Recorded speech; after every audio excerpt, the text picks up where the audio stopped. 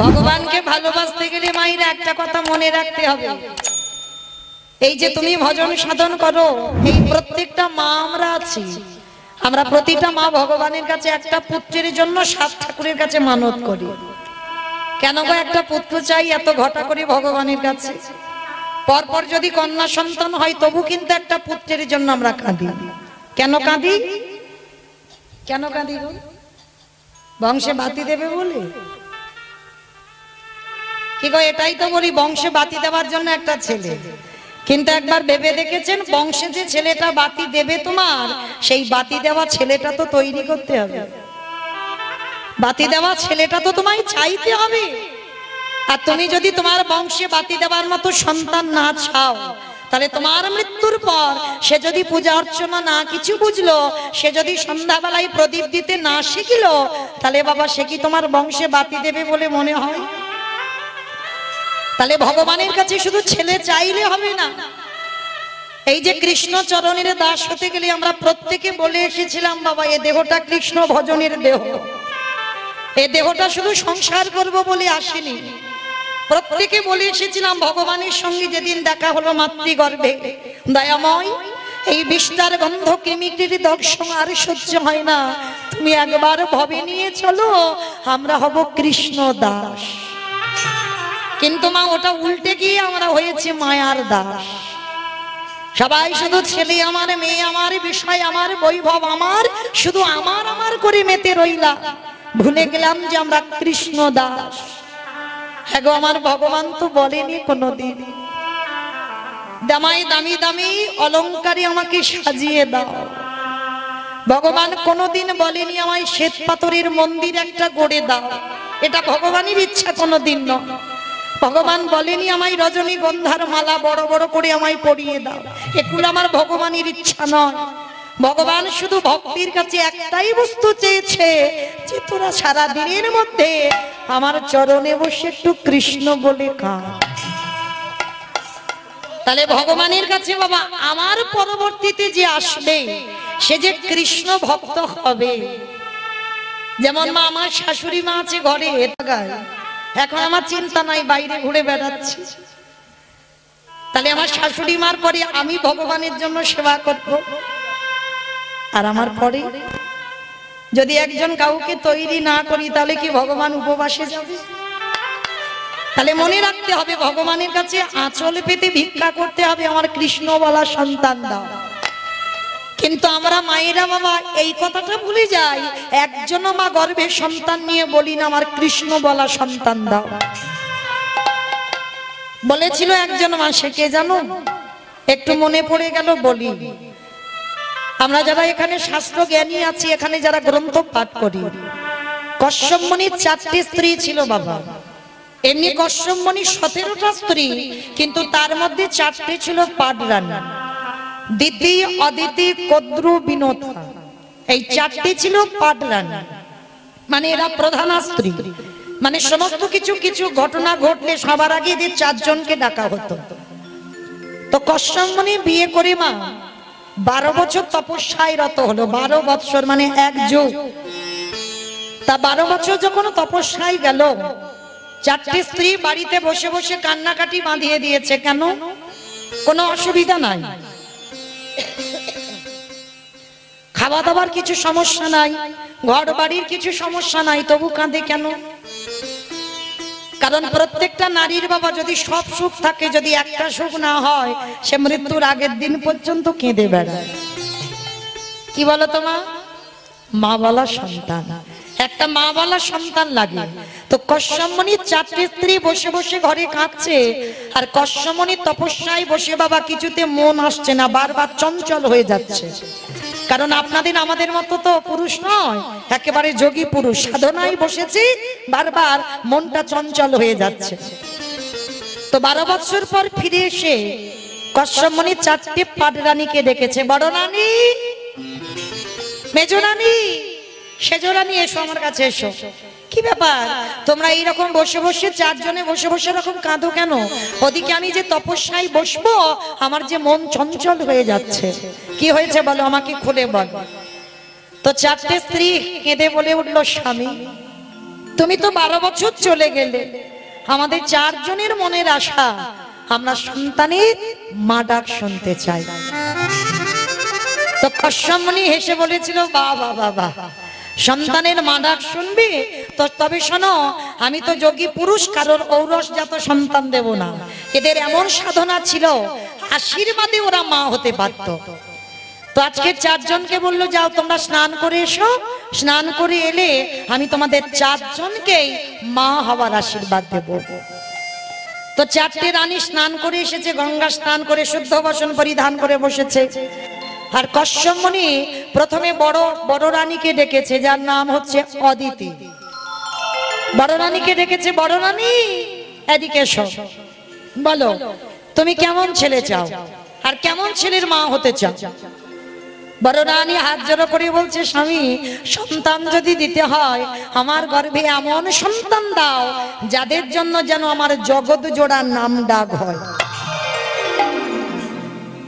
কিরকম ছেলে চাইলো? যাদের জন্য যেন আমার জগৎ সংসারে সবাই চেনে, আমার যেন একটু নাম দাম হয়। কশ্যপ মুনি মাথায় হাত দিয়ে বলল, বেশ, আমি আশীর্বাদ দিলাম, তুমি যেমন তেমন ছেলের মা হবে না, তুমি সমস্ত দেবতাদের মা হবে। দেবতাদের মা হচ্ছে বাবা অদিতি। তাহলে বড় রানী হয়ে গেল। এইবার মেজ রানীকে ডাকছে, মেজ রানী এসো, বলে এবার তুমি কেমন সন্তানের মা হতে চাও? দেখবেন মায়েরা, একটা পুরুষ কিন্তু একটা পুরুষকে হিংসা করে না, একটা নারী কিন্তু একটা নারীকে হিংসা করে। একটা পুরুষ শত পুরুষের উপর রাগ থাকে না, কিন্তু যতটা নারী এক নারীর উপরে রাগ। তো যেই না বড় দিদি নিয়ে নিয়েছে, এবার মেজ রানী রেগে গিয়ে বলছে, আমি আর কি চাইবো বলো?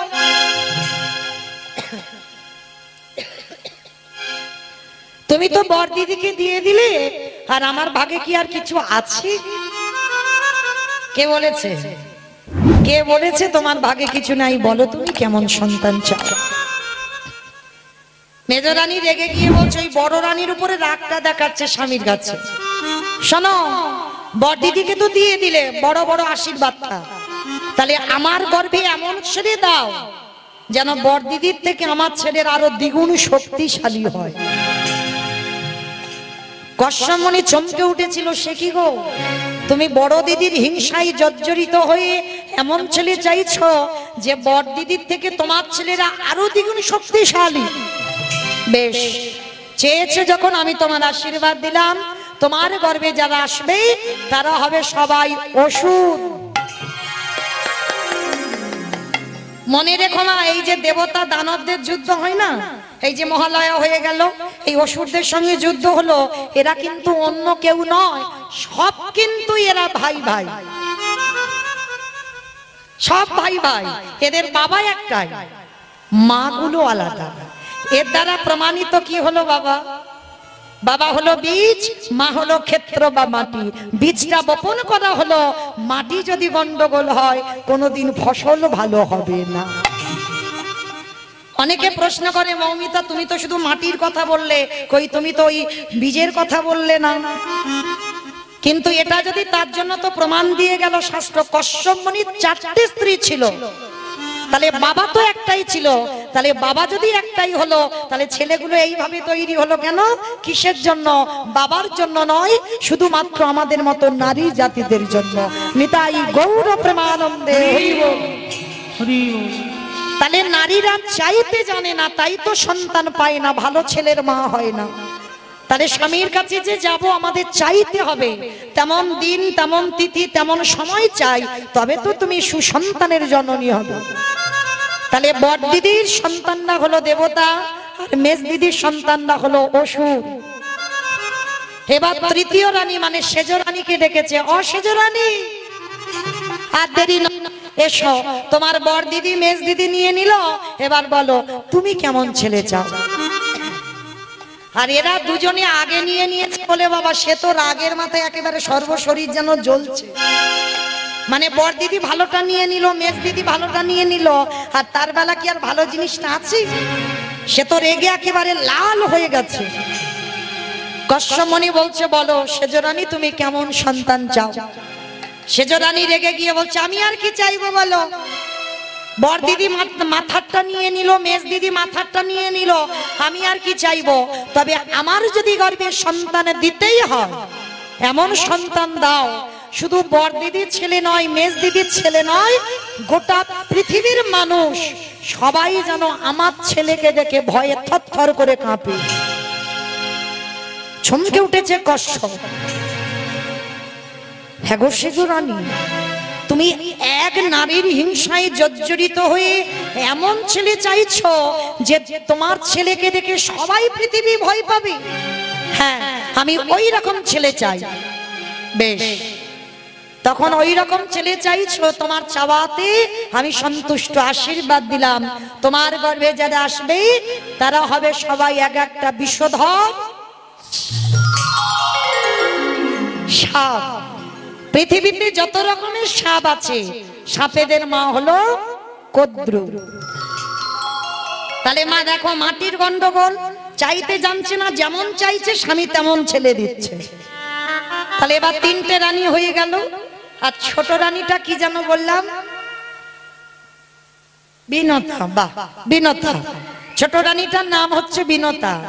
আর এই ছোট রানীটা মা, ইনি কিন্তু বউ ছিল না, স্ত্রী ছিল না, সহধর্মিণী ছিল। সর্বদাই এই বিনতার খুব রূপবতী, খুব সুন্দর দেখতে। কিন্তু জানো, কশ্যপ মুনি তো ইহা মাথায় জটা, খুব একটা দেখতে শুনতে ভালো নয়, ভালো পোশাক আশাকও পরে না, কিন্তু এমন পতি সেবা করত, শরীরের, বিনতার শরীরের রংটা ছিল একেবারে কাঁচা সোনার মতো। কিন্তু বাবা কশ্যপ মুনিকে সেবা করতে গিয়ে রংটা একেবারে কালো মলিন হয়ে গেল। এত ধর্মপরায়ণ নারী ছিল।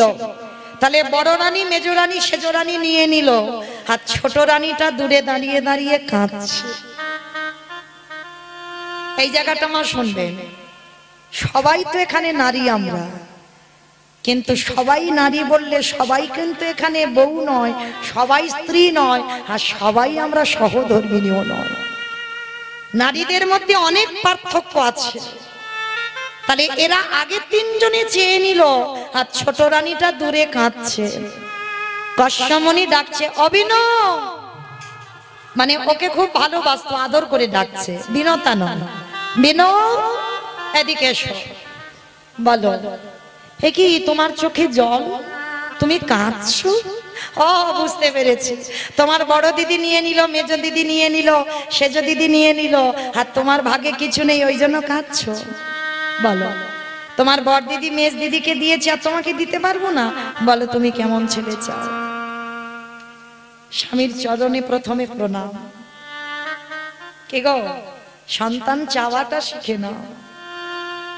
স্বামীকে প্রণাম করে বলছে, ওরকম করে বললে হবে না, আমি যেমন সন্তান চাইবো তেমন দেবে, তুমি আগে ত্রিসত্য করো। আমি কথা তো দিলাম যে ওর দিদিরা চেয়েছে তোমাকে দেব না, বলো ত্রিসত্য করার কি আছে? না, আগে ত্রিসত্য করতে হবে। আমি যেমন ছেলে চাইবো তেমন ছেলে চাই। ঠিক আছে, আমি তোমার কেশ স্পর্শ করে ত্রিসত্য করলাম, তুমি যেমন সন্তান চাইবে আমি তোমাকে তেমন সন্তান দেব। স্বামী গো, আমারে বড় দিদির মতো ছেলে চাই না, আমারে মেজ দিদির মতো ছেলে চাই না, আমারে শেষ দিদির মতো ছেলে চাই না।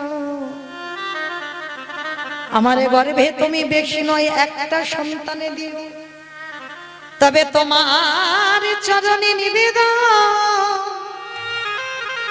যে সন্তানে তুমি আমার গর্ভে দেবে, তুমি আমার মাথায় হাত দিয়ে আশীর্বাদ করো, সে যেন কৃষ্ণ বলা, কৃষ্ণ বলা পাখি হই গো। নিতাই গৌর কৃষ্ণ প্রেমানন্দে হরি বল।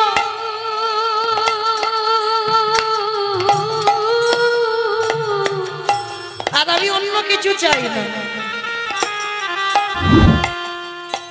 আমি অন্য কিছু চাই না গো।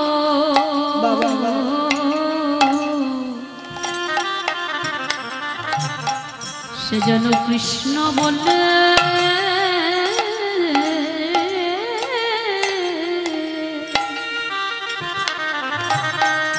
কাঁদিতে পারে। চমকে উঠেছে কশ্যপ, বিনতা তুমি আমার কাছে কেমন সন্তান চাইছো? কৃষ্ণ বলা সন্তান তুমি আমার কাছে চাইছো? স্বামী ছুটে গিয়ে বিনতাকে বুকে ধরে আজি বিনতার মাথায় হাত রেখে বলল, বিনগ আমি যেন তোমার মতো ঘরণী জনমে জনমিব, যদি কোনদিন কৃষ্ণ শনি দেখা হয় আমার কৃষ্ণকে জানাইয়ে দেব হে দয়াময়, আমি যেন বিনতার মতো ঘটনি পাই। শোনো বিনু, তোমার মাথায় হাতে দিয়ে আমি বরি দিলাম, বেশি নয়, তুমি দুটো সন্তানের জননী হবে। এদের তো এত এত সন্তান দিয়েছে, আর বিনতার দুটো সন্তানের আশীর্বাদ দিল। একটা হবে গরুর পাখি, আর একটা হবে অরুণ পাখি। এই অরুণ পাখিটা হলো সূর্যদেবের বাহন, আর গরুর পাখিটা কার বাহন গো? নারায়ণের বাহন, বিষ্ণু বাহন। তাহলে এমন সন্তান গর্ভে ধরলো, শুধু কৃষ্ণ বলে কাঁদবে নয়, কৃষ্ণ নাম বলবে নয়, আমার ভগবানকে কাঁধে কাঁধে নিবি নিতাই গৌর করিব করিব।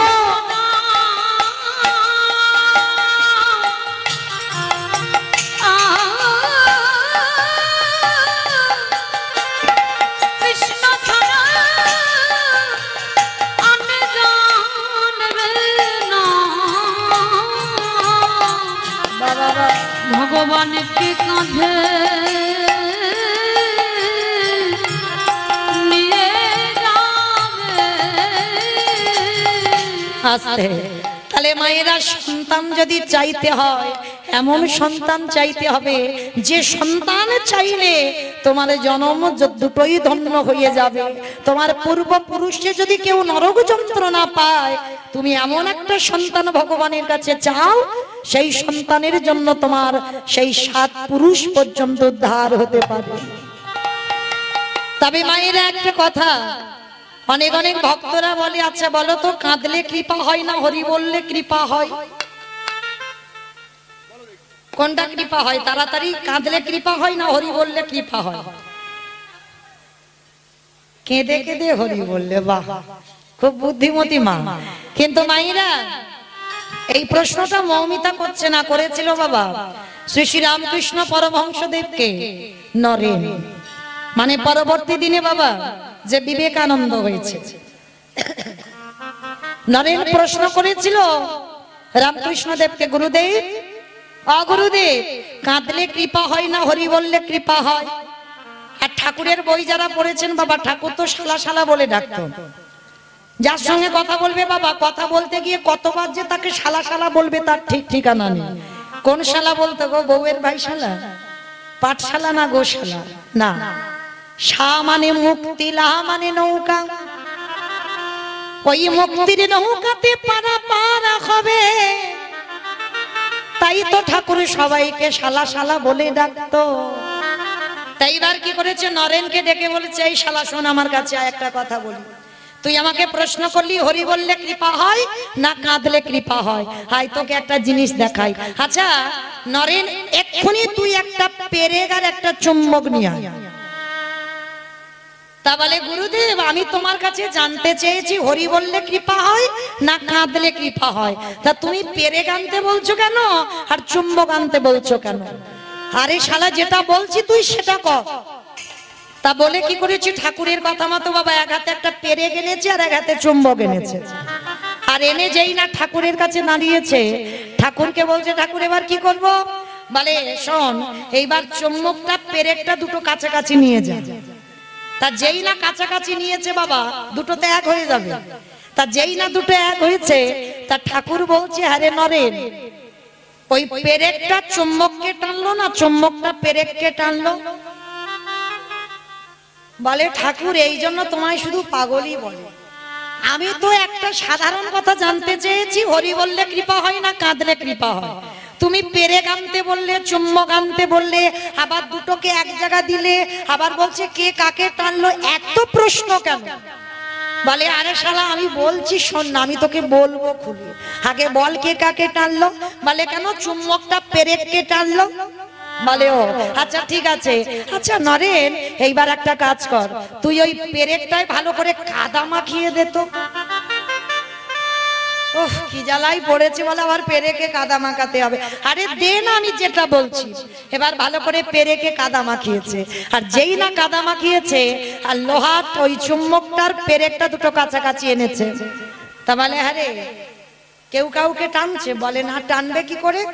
তুমি যদি পেরেকে কাদা মাখাতে বলো তা চুম্বকটা কি আর পেরেককে টানতে পারে? ওর তো গায়ে কাদা মাখানো, তো টানবে কি করে? বলে শোন শালা এবার তোকে আমি বলবো, ওই পেরেকে হলো এই জীবাত্মা রূপী ভক্ত, আর চুম্বক রূপী হলো আমার পরমাত্মা রূপী ভগবান। এই জীবাত্মা রূপী পেরেকে যদি কামনা বাসনার কাদা লেপন থাকে, কোনদিন পরমাত্মা রূপী ভগবান জীবাত্মাকে টানতে পারে না। তাহলে টানবে কখন? যদি একবার হা কৃষ্ণ প্রাণে গৌরী বলে, যদি একবার নয়ন জলে জলে ভাসিতে পারে। নিতাই গৌর হরি বল।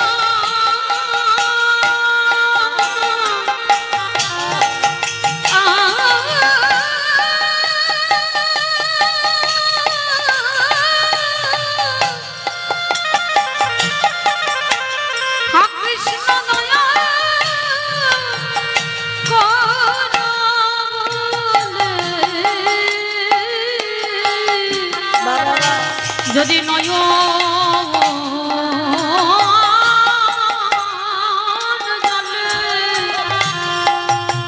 নয়ন জলে ভেসে ডাকিতে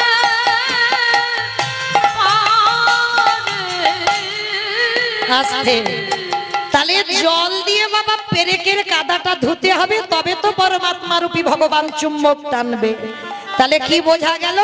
শুধু হরি বললে হবে না, যদি নয়ন জলে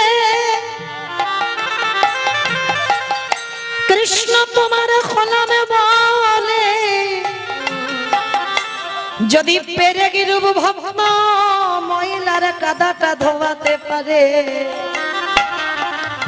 এই যে আমরা কাম কাঞ্চনে আসক্ত, বিষয়ে বিষয়ে আসক্ত, এই কলুষিত মনে ঈশ্বরের প্রতিফলন হবে না।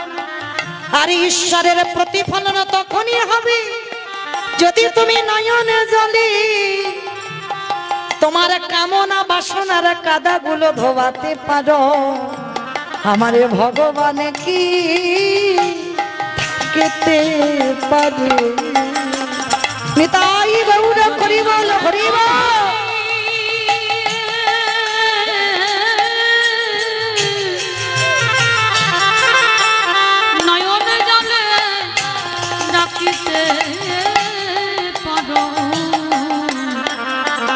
ভগবান কি থাকিতে পারে? মায়েরা ভালোবাসা তো শিখতে হবে গো। যারা জগন্নাথ ধামে গেছো, পুরী ধামে গেছো, এই অনেক অনেক ভক্ত বলে না, বলে কর্ম করলে তবে তো খাওয়া হবে। হ্যাঁ গো, ভজন করলে কি খাওয়া হবে না? তার প্রমাণ তো বাবা নামাচার্য হরিদাস ঠাকুর। হরিদাস ঠাকুর প্রমাণ দেয়নি, কোন কর্ম ছিল তার? সারাদিন শুধু নামের মালাতে জপ করতো, কোনো খাওয়া দাওয়ার ভাবনা নাই। যারা পুরী ধামে যাবেন বাবা, পুরী ধামে একটা জায়গা আছে গম্ভীরা, আর গম্ভীরার পাশেই আছে গো সিদ্ধ বকুল। দেখেছেন সিদ্ধ বকুল? কই কতজন দেখেছেন? একবার হাত তোলেন তো দেখি। বাবা বাবা, বড় ধন্যাতি ধন্য জায়গা। ওই যারা সিদ্ধ বকুলটাকে দেখেছেন, ওই বকুল গাছটাকে একবার পরশ করবেন যারা পরবর্তী দিনে যাবেন। এই সিদ্ধ বকুলটা কিভাবে জন্ম নিয়েছিল জানো? শুনে রাখো। এই হরিদাস ঠাকুর নাম করত, কোনোদিন খাবার ভাবনা ভাবেনি, ভক্তরা দিয়ে যেত, যতটুকু লাগতো ততটুকু নিত। যে অনেক অনেক ফল দিয়েছে বাবা, সেগুলো সব বসে বসে খাবো না। মহাপ্রভু প্রতিজ্ঞা করেছিল, হরিদাস তোর খাবারের চিন্তা করতে হবে না, তোর খাবারের ভাবনা আমি করব। প্রতিদিন আমার মহাপ্রভু গম্ভীরা থেকে যেত জগন্নাথের কাছে। জগন্নাথের তো বাবা রাত 12টা পর্যন্ত ঘন্টার পর ঘন্টা শুধু ভোগ লাগানো হয়। জগন্নাথ ওখানে শুধু খাবারের জন্য এসেছে, সারাদিন তাকে খেতে দিতে হবে। আর আমার চৈতন্য মহাপ্রভু ওই প্রতিদিন জগন্নাথের কাছে গিয়ে বাবা প্রসাদিনী নিজে আগে খেত না। হরিদাস তো রোদের বসে বসে নাম জপ করতো, হরিদাসকে সে খাইয়ে যেত। মহাপ্রভু নিজের হাতে খাওয়াবার পর আবার হরিদাস নামে বসে যেত।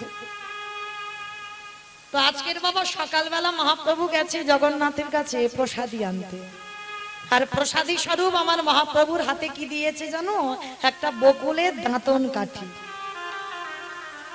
মানে জগন্নাথ দাঁত মাজে কিসে করে না, ওই একটা বকুল গাছের একটা টুকরো সেইটা জগন্নাথকে দিয়েছে দাঁত মাজার জন্য।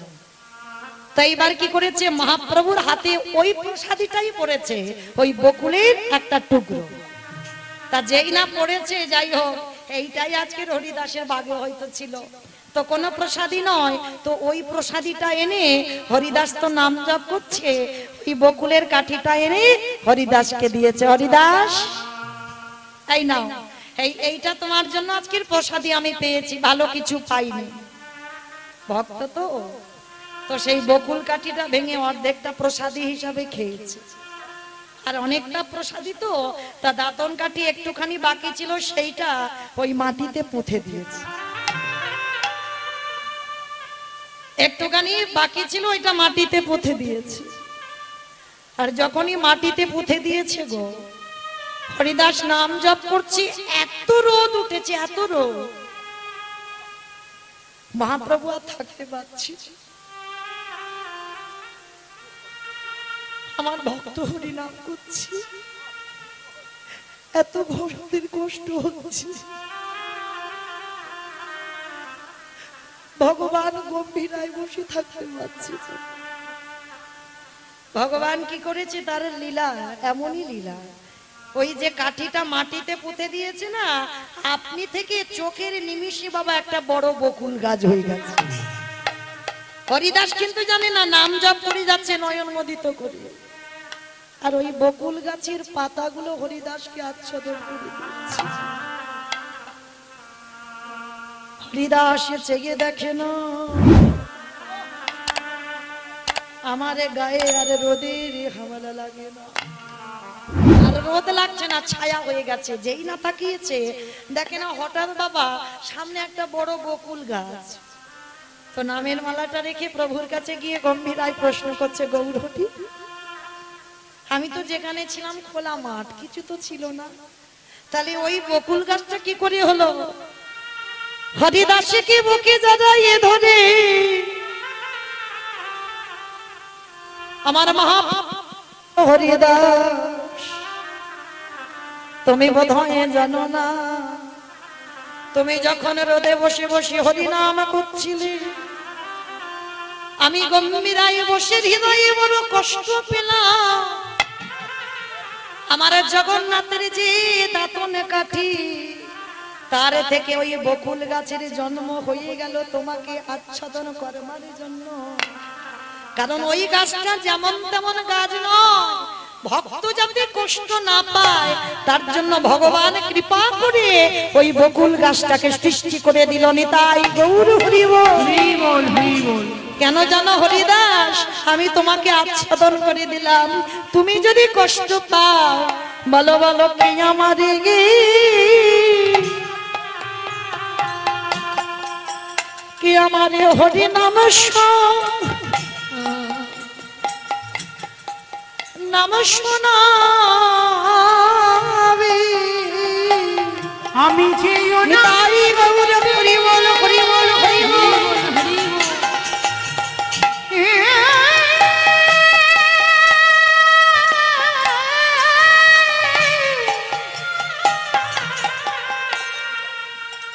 যেও না আমি শুনিতে বড়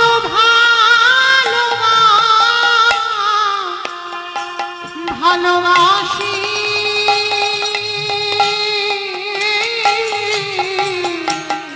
বলো কে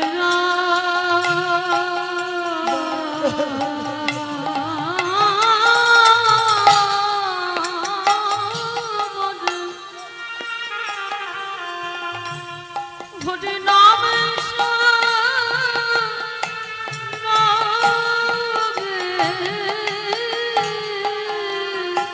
হরিদাস বলল কে গৌর হরি, তাহলে আমি যেদিনে চলে যাব তোমাকে কে নাম শোনাবে? গৌর হরি হরিদাসকে ধরে বললেন হরিদাস এমন কথা বলো না, তোমার মতো করি আমার শুদ্ধ ভক্ত জগতে বড় দুর্লভ, তাই তুমি এমন কথা বলো না গৌর হরি, আমাকে তো যেতেই হবে। তবে কথা দাও না প্রভু, এই জড়া জগতে প্রত্যেকটা মানুষ জ্বালা যন্ত্রণা পেয়ে মরে, তুমি আমার একটা আশীর্বাদ করবে গৌর হরি, আমি যেন জীবনে কোনো জ্বালা যন্ত্রণা না পাই, এই মৃত্যু জ্বালা যেন আমাকে ছুতে না পারে। হরিদাস তুমি কি চাও আমাকে বলো হৃদয়াময়, যেদিনে আমার যাবার সময় হবে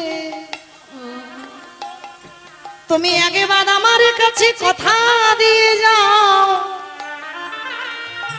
আমি পরঘাটে যেদিনে চলে যাব, যাবার সময় এই নয়নে যেন তোমার বদনখানা দেখে যেতে পারি, এই হৃদয়ে যেন তোমার যুগল চরণ দর্শন করতে পারি, এই হৃদয়ে চরণ যেন ধরিতে পারি, আর এই বদনে যেন হরি বল হরি বল ছাড়া গৌরী করুণা আমি এই হৃদয়ে গৌর হরি বল হরি বল হরি বল।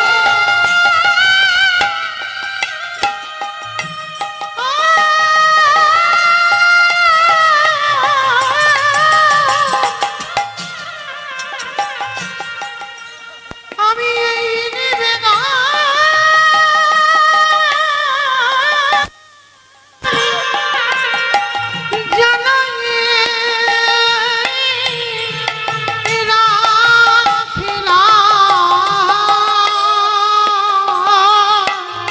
গৌরে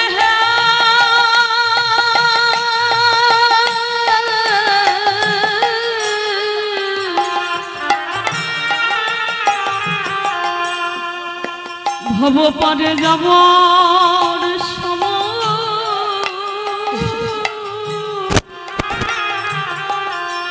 যেন গৌরে বলে কাঁদে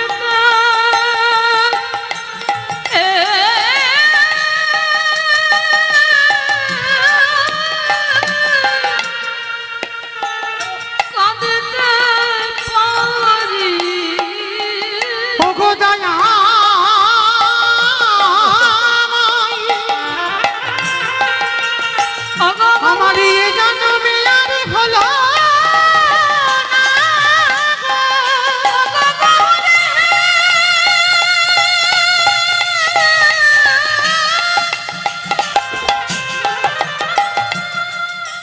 নিতাই গৌর প্রেমানন্দে হরি বল হরি বল হরি বল।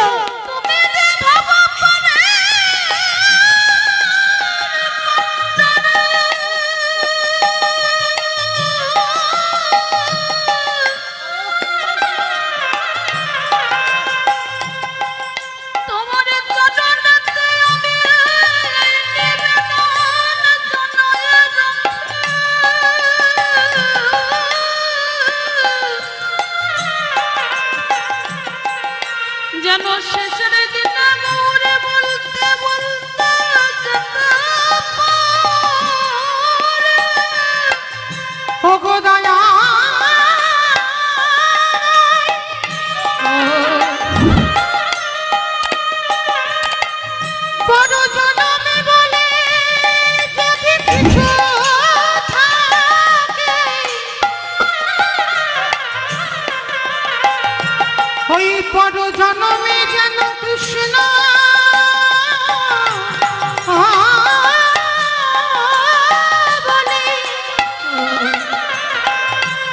সেদিন হাবো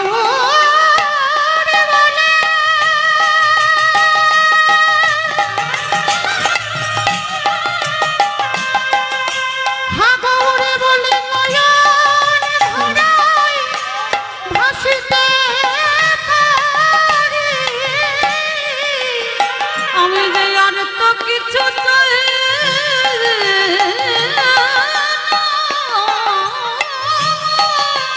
গৌরী হে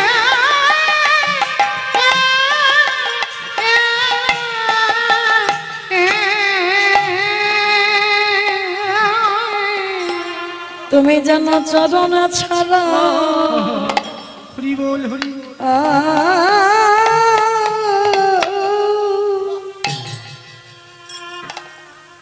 চরণ ছাড়া করুণা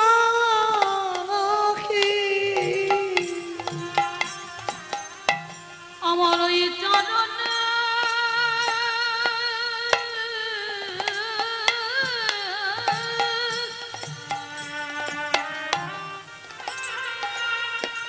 ওই চরণে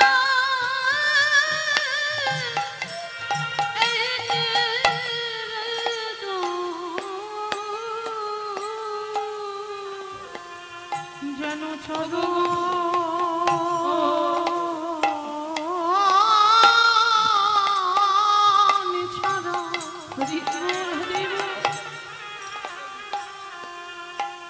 চরণে ছড়া করো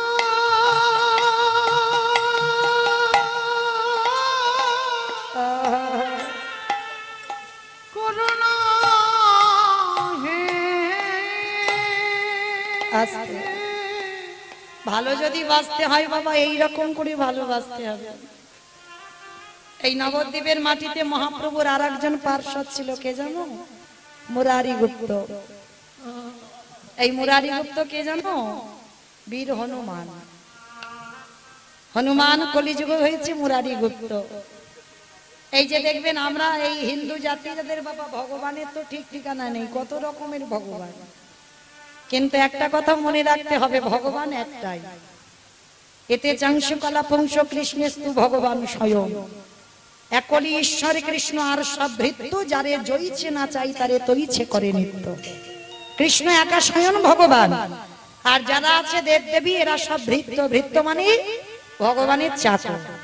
ভগবান এক একজনকে দায়িত্ব দিয়েছে, এক একটা ডিপার্টমেন্ট, তারা সেই কর্মগুলো করে, কিন্তু মূল ভগবান একটাই। ভগবান ওরা কিন্তু নয়, ওরা দেব দেবী।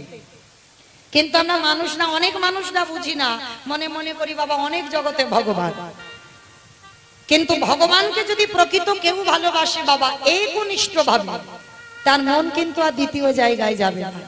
ভালোবেসেছিল একজন, এই ভক্তপ্রবর বীর হনুমান। মানে আমার রঘুপতি রামচন্দ্রকে ত্রেতা যুগে ভালোবেসেছিল, এমন ভালোবাসা বাসলো বাবা কলিযুগে মুরারি গুপ্ত হয়েও সে রামচন্দ্রের চরণ কিছুতেই বলতে পারছে না। একটা দিনের জন্য যখন সবাই জেনে গেল যে নিমাই ভগবান, আর যখন জানতে পারলো নিমাই ভগবান, নবদ্বীপের প্রত্যেকটা মানুষ প্রণাম করত, কত শ্রদ্ধা করত, কিন্তু একজন শুধু মুরারি গুপ্ত কোনোদিন নিমাইকে প্রণাম করে। এই নিমাইয়ের থেকে 20 বছরের বড় ছিল মুরারি গুপ্ত। আর এই মুরারি গুপ্ত ছিল বাবা নিমাইয়ের চিকিৎসক। মানে অসুখ বিসুখ জ্বর জারি হলে মুরারি গুপ্ত, আগেকার দিনে এই গাছগাছরা ওষুধ দেয় না, মুরারি গুপ্ত সুস্থ করতো নিমাইকে। তা মুরারি গুপ্ত নিমাইয়ের থেকে 20 বছরের বড়, তবু আমার নিমাই তো ছোটবেলা থেকে বাবা বৈষ্ণব পছন্দ করতো না। যখন বাবার পিণ্ডদান করতে গেল গয়ায়, সেইখানে ঈশ্বরপুরীর কাছ থেকে দীক্ষা নিল, তারপরেই তো কৃষ্ণ কি বস্তু জানতে পারল, তার আগে নয়। তার আগে বাবা দেখবেন বৈষ্ণবরা যদি রাস্তায় যেত, নিমাই পিছন থেকে বাবা ধুতির কাঁচা টেনে খুলে দিত। মানে এত বদমাশ ছিল, এত দুষ্টু ছিল নিমাই। তো সেই নিমাই একদিন মুরারিকে প্রশ্ন করেছিল, মুরারি, ও মুরারি, সবাই তো আমাকে প্রণাম করে, সবাই তো স্বীকার করে যে আমি নাকি ভগবান, রাধা কৃষ্ণ একাত্মা দুই দেহ ধরি, অনন্য বিলাস রস আস্বাদন করি, এই দুই ভাব এবে চৈতন্য গোসাই, ভাব রস আস্বাদিতে দোহে কোথায়। সেই গোলকে রাধা কৃষ্ণ কলিযুগে নাকি গৌর হয়েছে, সবাই মানে। আচ্ছা মুরারি, কই কোনোদিন তো তোমাকে প্রণাম করতে দেখলাম না, হ্যাঁ? তুমি কি তার মানে বিশ্বাস করো না আমি সেই ব্রজেন্দ্র নন্দন কৃষ্ণ? কথাটা শুনে বাবা মুরারি হেসে উঠেছিল। এই গে শোনো, হাজারবার বললেও সবাই জানে না, তাই তোমায় প্রণাম করে। কিন্তু আমি তো একজনকে ভালোবাসি, আমি তোমাকে প্রণাম করব কি করে? আমি তো তোমাকে প্রণাম করতে পারবো না। সেদিনটা নিমাই কিছু বলেনি, সবাই লোকজন ছিল তো কিছু বললো না। একদিন দিনের বেলা ওই মুরারি গুপ্তা রাস্তা দিয়ে গুনগুন করে গান করতে করতে যাচ্ছে, আর পিছন থেকে নিমাই এসে বলছে, কি গো তোমার ভিতরে একরকম চেহারা আর বাইরের একরকম চেহারা কেন? যেই না কথাটা বলেছে মুরারি গুপ্তা চমকে উঠেছে। আমার ভিতরে একরকম বাইরে একরকম মানে কি বলতে চাচ্ছ নিমাই? বলে তুমি কি মনে করেছো আমি কিছু জানি না? তুমি ঘরে কি করো আর বাইরে কি করো? যেই না কথাটা বলেছে তা মুরারি গুপ্ত মনে মনে করছে, তার মানে আমি ঘরের ভিতরে আমি আমার রঘুপতি রামচন্দ্রকে ভজন করি, নিমাই জানলো কি করি? কারণ বুঝতে পারছে না যে এই রঘুপতি রামচন্দ্র সেই তো কলিকালে হয়েছে নিমাই। তো মুরারি গুপ্ত সর্বদা কোনদিন কৃষ্ণ প্রণাম নয়, কোনদিন আমার মহাপ্রভুকে প্রণাম নয়, তার একটাই আরাধ্য দেবতা ঘরে নিরজনে পড়তো, যেটা হলো রঘুপতি রামচন্দ্র। তা একদিন আমার নিমাই গিয়ে বলছে, মুরারি তুমি কি জানো না যেই নারায়ণ, যেই রাম, যেই কৃষ্ণ সেই তো আমি নিমাই। বলে হে দয়াময়, তুমি যদি আমার রঘুপতি রামচন্দ্র হও তাহলে একবার কৃপা করে তুমি আমার দরজার সামনে তীর ধনুক নিয়ে একবার দাদা দেখি। নিতাই গৌর হরি বল হরি বল।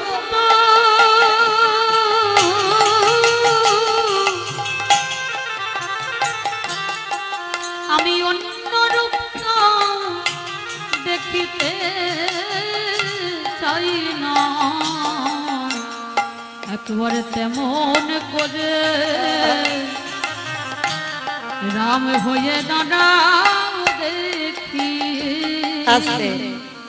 তা মহাপ্রভু বলছে, মুরারি আমি তো নিজে মুখে বলছি আমি রামচন্দ্র, তাহলে আমাকে প্রণাম করলে হবে না? বলে না, আমার দেহ মন প্রাণে জীবনে যৌবন আমারে বলতে যা কিছু আছে আমি রামের চরণে দিলাম, আর আমি যখন একজনের কাছে সমর্পণ হয়ে গেছি, প্রণাম করলে তো কিছু দিতে হবে, তো আমার কাছে কিছু থাকবে না তোমাকে দেব?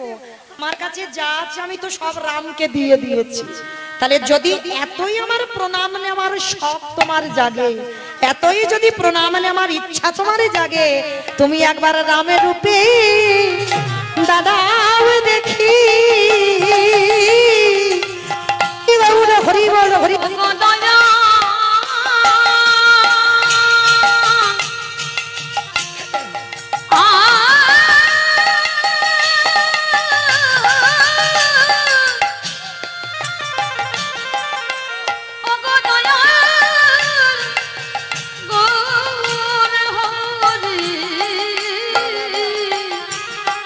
একেবারে রাম হয়ে দাঁড়াও দেখি। আস্তে। তাহলে সেই ভগবান এমন ভক্তির জড়ি রেখেছিল মুরারি, আজকে সেই মুরারি গুপ্তের ঘরের সামনে ভগবান রামচন্দ্র হয়ে কলিযুগে দাঁড়াতে হলো। তাহলে প্রকৃত যদি বাবা এইভাবে ভগবানকে ভালোবাসা যায় একনিষ্ঠ ভাবে, ভগবান সেই ভক্তের দরজায় বন্দী হতে বাধ্য হবে হবে হবে। তাই তো সেই চৈতন্য মহাপ্রভু কি করছে জানো? কেহ বলে পুরাবেতে রাম নবধিলা, বলে পুরাবেতে। আস্তে। অমাইরা ভগবানের লীলা শুনতে গেলে তো একটু কাজকর্ম করতে হয়, মনে আছে তো? হ্যাঁ, আমি তো আর আপনাদের কাছে কীর্তনিয়া নয়, কারণ যেদিকে তাকাবো সেদিকে আমার আপন চেনা ভক্ত, মানে কীর্তন আসরে কি গাইবো বাবা বুঝে উঠতে পারি না। তো যাই হোক, শুধু চেনা আপনাদের কাছে একেবারে আমি কাছের মৌমিতা, তাই না? তাহলে কই একটু উলুধ্বনি দাও দেখি একবার। কেহ বলে পুরবেতে রাবণ অবধিতা, বলে পুরাবেতি আমার গৌর হে, গৌর গৌর গৌর গৌর হে।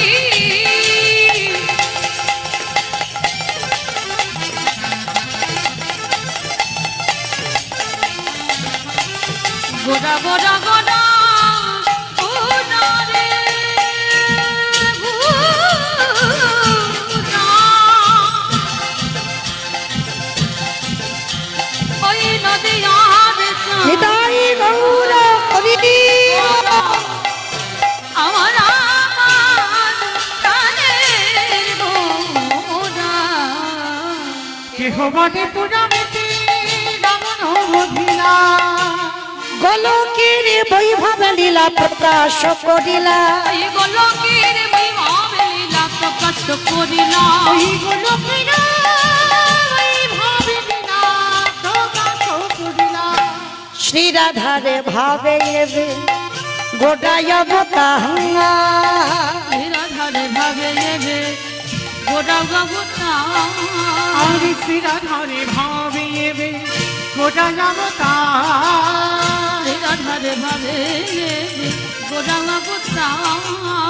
হরে কৃষ্ণ নামে গৌর করিলা প্রচার, হরে কৃষ্ণ রাম গৌর করিলা প্রচার, ওই হরে কৃষ্ণ রাম গৌর হরিলা প্রচার। এইবার লীলা প্রকাশ হলো, এইবার লীলা প্রকাশ হলো, এইবার লীলা প্রকাশ হলো, এইবার লীলা প্রকাশ হলো, গোলকের বৈভব লীলা প্রকাশ করিলা। এই গোলকের বৈভব লীলা প্রকাশ করিলা। বাসুদেব ঘোষকে করি জোড়হার, হরি জোড়হা অগো জেগে গো সেই কৃষ্ণ, সেই তো জগন্নাথ। বসে তো জগন্নাথ। আর এই কলিযুগে যাগযজ্ঞ নয়, ব্রত পূজা নয়, ধ্যান তপস্যা নয়, কলির মানুষের একটাই মাত্র মুক্তির পথ। হরিরি নাম হরিরি নাম হরিরি নামৈব কেবলম হে বলা কলনাস্তে বা নাস্তে বা নাস্তে বা গতিরান্যথা।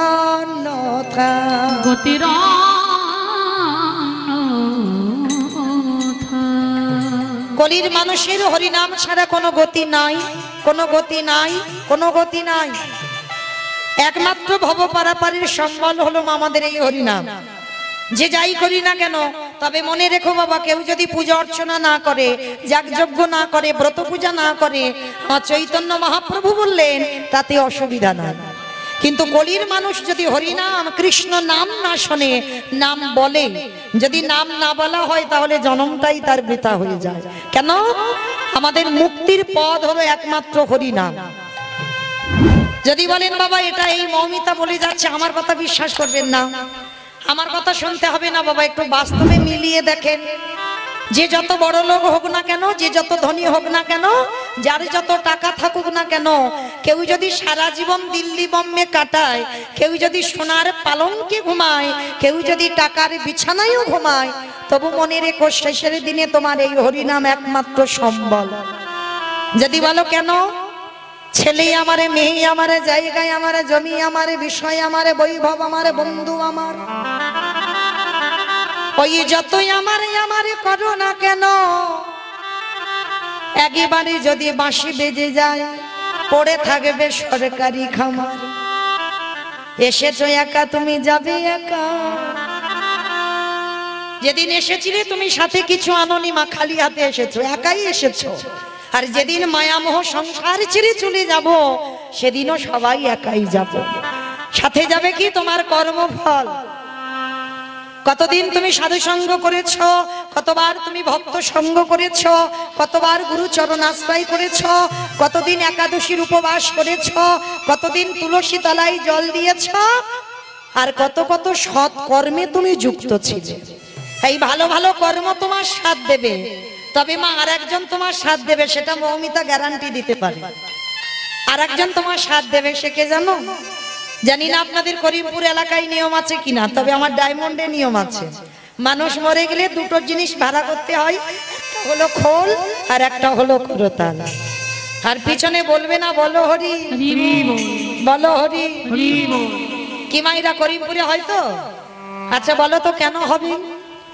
ঠাকুর বিসর্জন করতে যাচ্ছ, বড় বড় ডিজে বক্স বাজিয়ে যাচ্ছ লরিতে করে, মানে বড় বড় বক্স, মানে এমন বক্স বাজবে বাবা যেন হার্ট ব্লক হয়ে যাচ্ছে।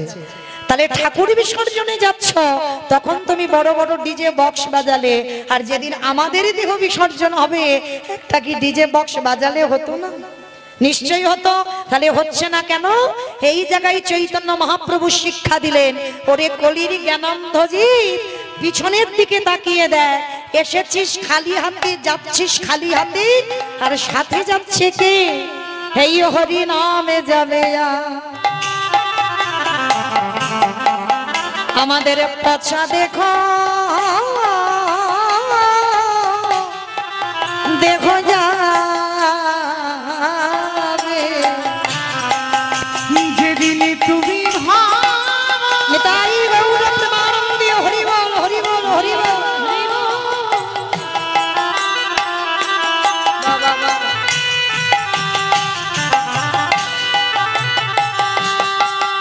যেদিন তুমি ভাবো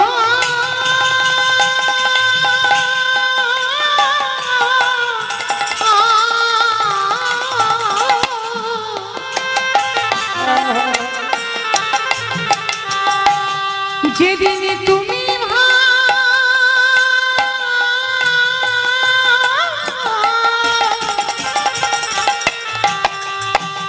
ওই ভবতারে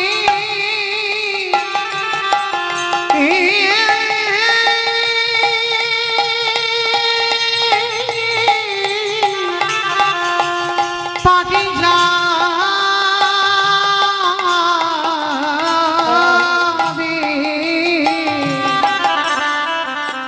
সেই দিন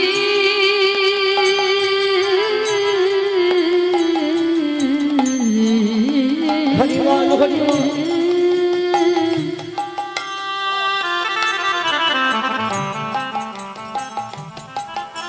সেই দিন নাম যাবে যা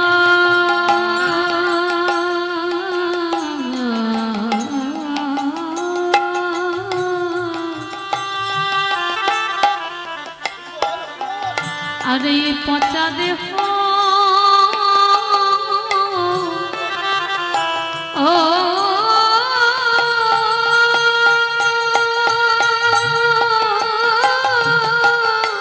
রাধে রাধে। দেহ যাবে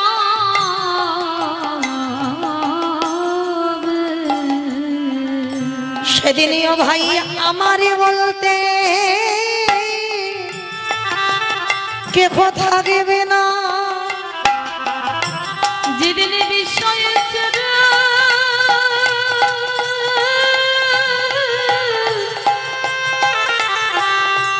বিষয় ছেড়ে এ দেহ চলে যাবে। তোরা যেমিনি এলি ভব ছেড়ে তেমিনি গেলি, তোদের আশা যাওয়া সার হলো, আমাদের সাধনে ভজ হলো না ভয়। 84 লক্ষ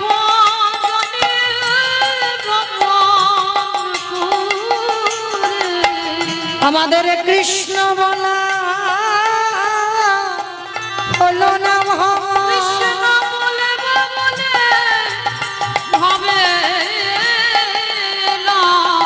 তাই তো দয়াল সকাল সকাল আমি জানাই রাগিলাম,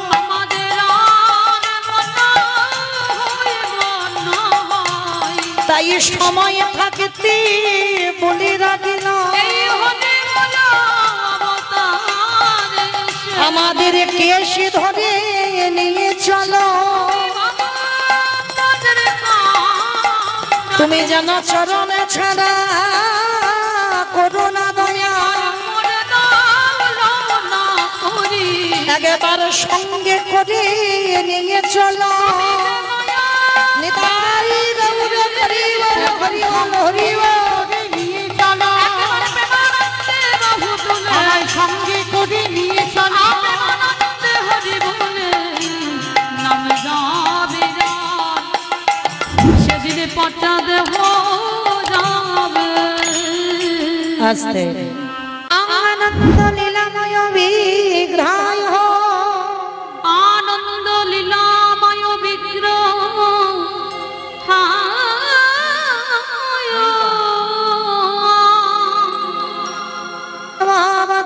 ছবি সুন্দরায় হে মাধুব্য ছবি সুন্দরায় তস্মাই মহাপ্রেম রস প্রদায় চৈতন্য চন্দ্রায় নমো নমস্তে চৈতন্য চন্দ্রায়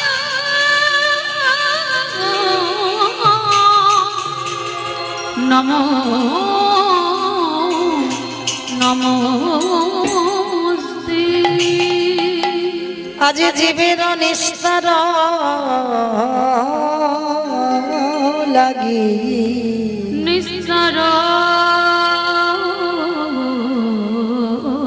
লাগি আমার নন্দ সূত হরি নন্দ সুত হরি আজ ভুবনে প্রকাশ হইল এই ভুবনে প্রকাশ হইল আমাদের গুরুরূপ ধরি এই গুরুরূপ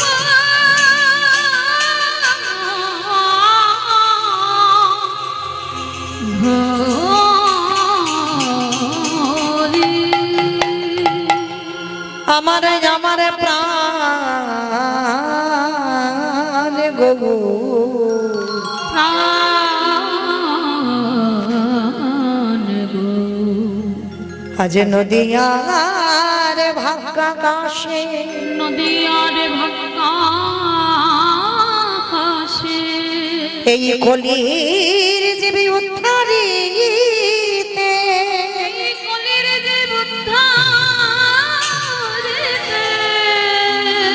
কৃষ্ণ নাম প্রচারিতে এই নদিয়ার মাটিতে গৌর হয়ে উদয় হইলে সেই যে গৌর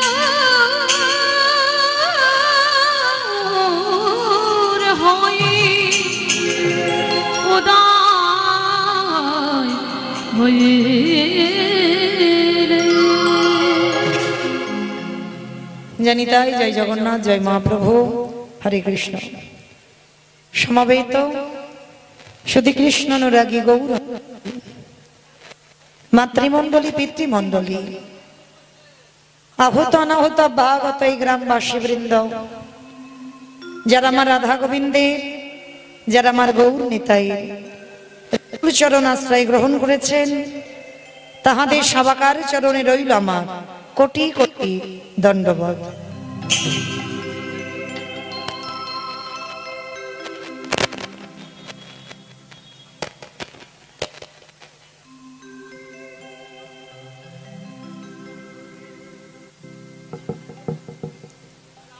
তারপরে জানাই এখানে যত সাধু গুরু ব্রাহ্মণ বৈষ্ণব আছেন তাহাদের আতুল চরণে রইল আমার ভক্তিপূর্ণ দণ্ডবত প্রণাম। তারপরে জানাই বাবা আমি আমার পিতামাতার চরণে আমার শিক্ষা গুরু দীক্ষা গুরুর চরণে অনন্ত কোটি কোটি দণ্ডবত প্রণাম। তারপরে যাদের কথা না বললে বাবা সব থেকে বড় ভুল হবে, সব থেকে বড় অপরাধ হবে।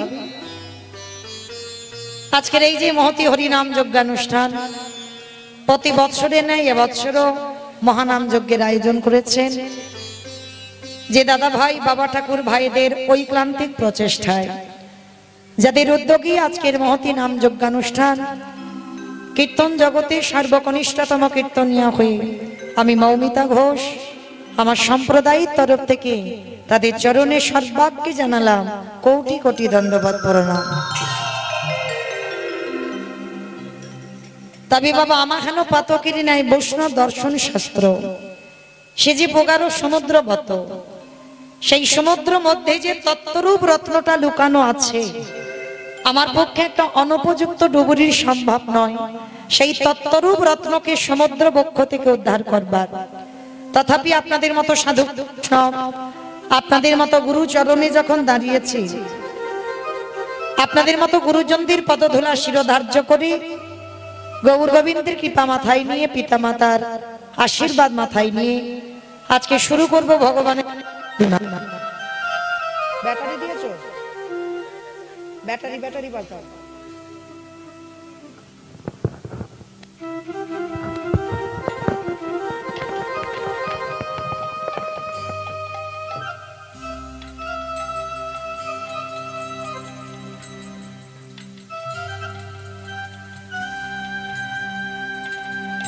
Hello, check. Hello, Hare Krishna.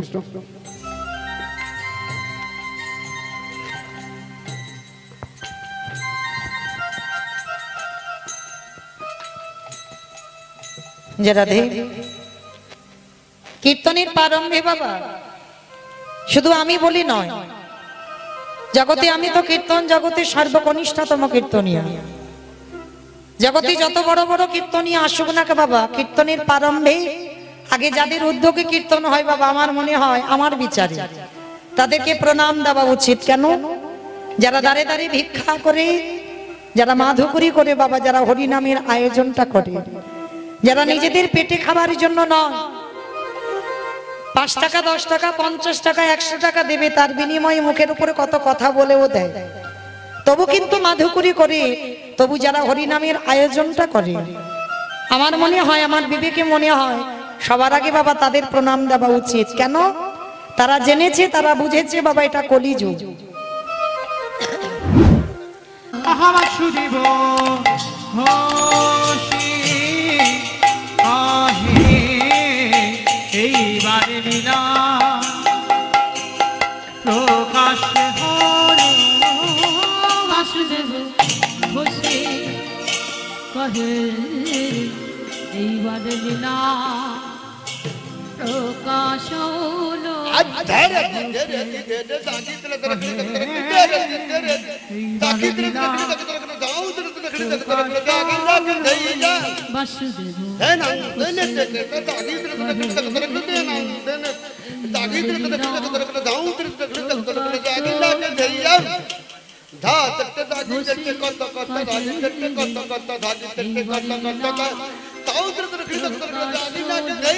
Basudeb ঘোষে কহে এইবার লীলা প্রকাশ হলো।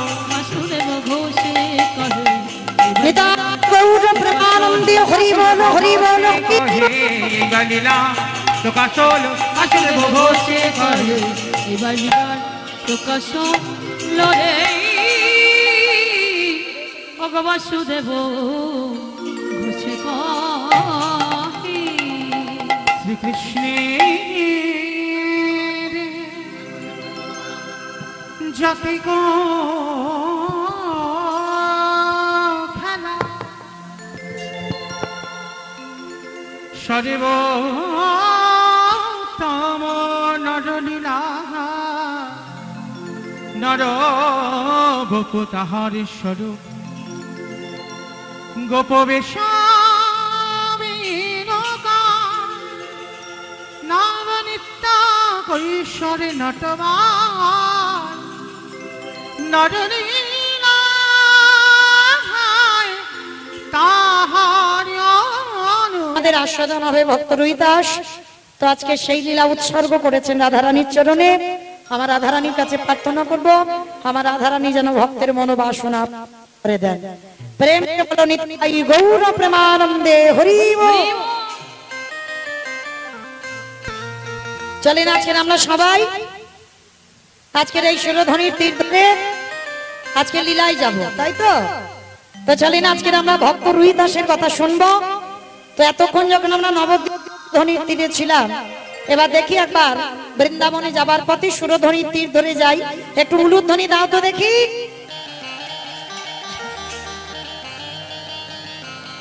সুরধ্বনির কিনারায়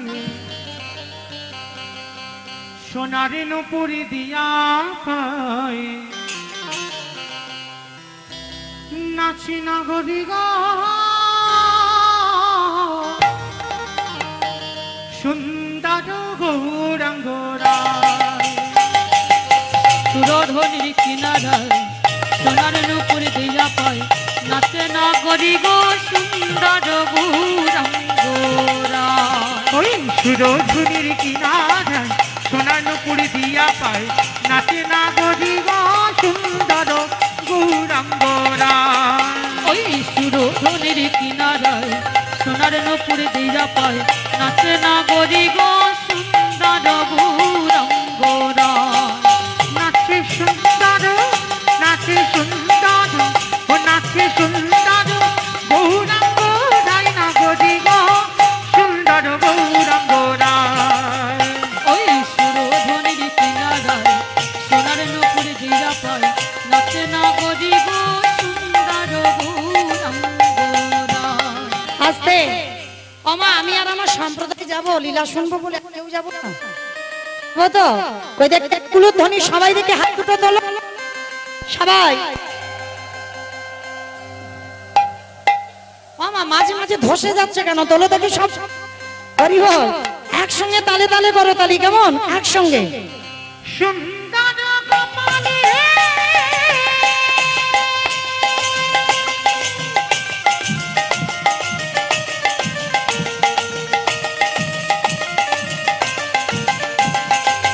সুন্দর কপালে সুন্দর তিলক সুন্দর কপালে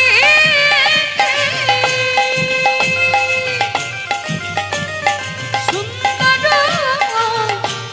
তিলক গো।